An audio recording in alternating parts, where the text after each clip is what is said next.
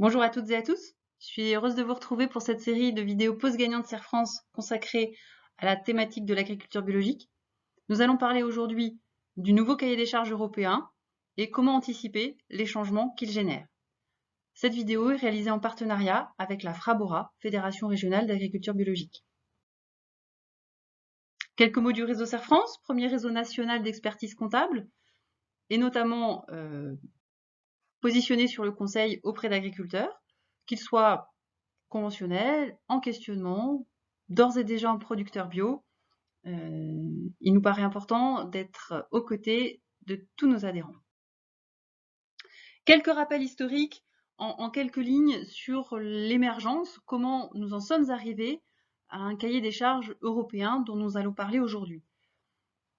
Sur le côté français, une émergence de la notion d'agriculture biologique dans les années 50. Dans les années 70, c'est le premier cahier des charges privé qui est mis au point. S'ensuit une période d'homologation, d'harmonisation des cahiers des charges privés pour aboutir au tout début des années 90 au premier cahier des charges à l'échelle européenne portant sur les productions végétales et une petite dizaine d'années derrière, le même premier cahier des charges sur les productions animales. 2008-2009, première révision de ces cahiers des charges européens. Pourquoi parle-t-on aujourd'hui du nouveau règlement bio?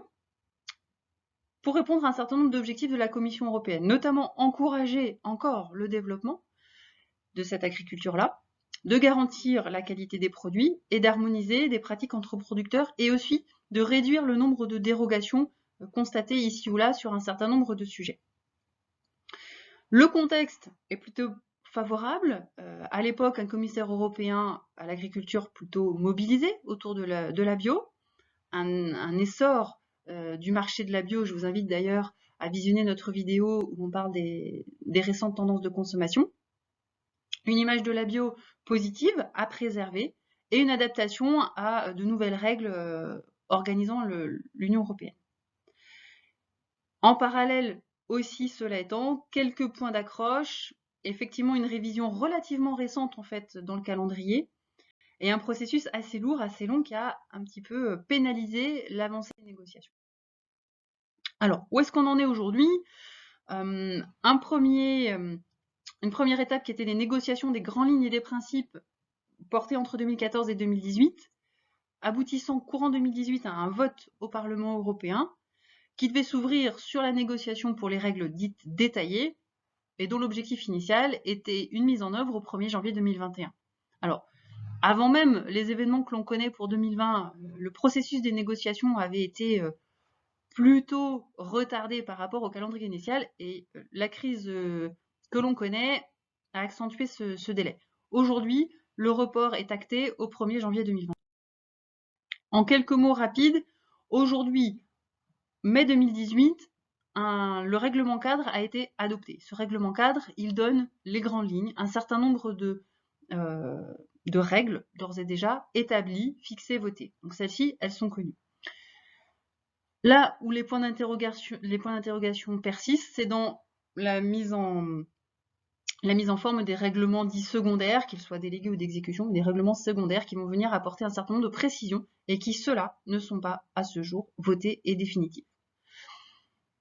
Pour l'explication, à l'issue de ces règlements secondaires, on aura la possibilité d'établir éventuellement un cahier des charges français pour les productions qui ne sont pas réglementées au niveau européen, par exemple les escargots ou autres, et éventuellement des guides de lecture qui viennent préciser un certain nombre de notions.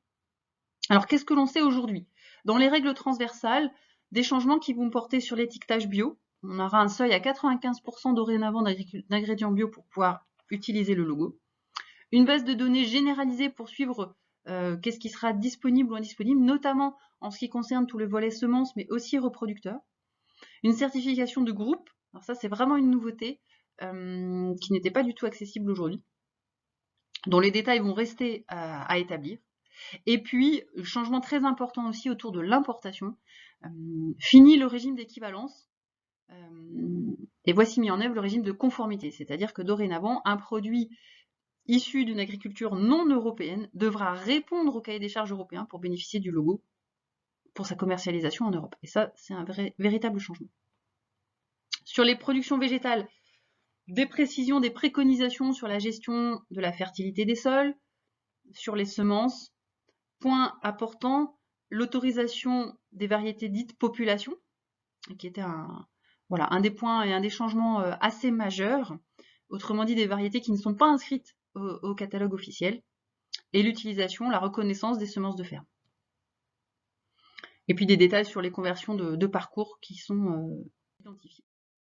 Concernant les productions animales, des points importants, un renforcement marqué du lien au sol, avec notamment des pourcentages d'intégration d'un certain nombre de types de ressources qui sont majorées ou plus contraignantes.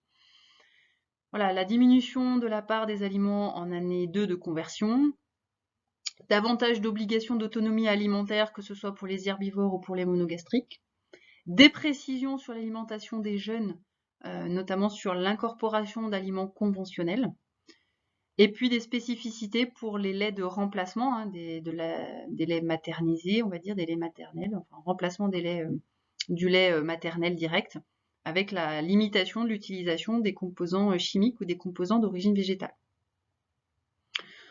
Des précisions sur les produits issus de la ruche, et puis des précisions aussi concernant les poulettes pour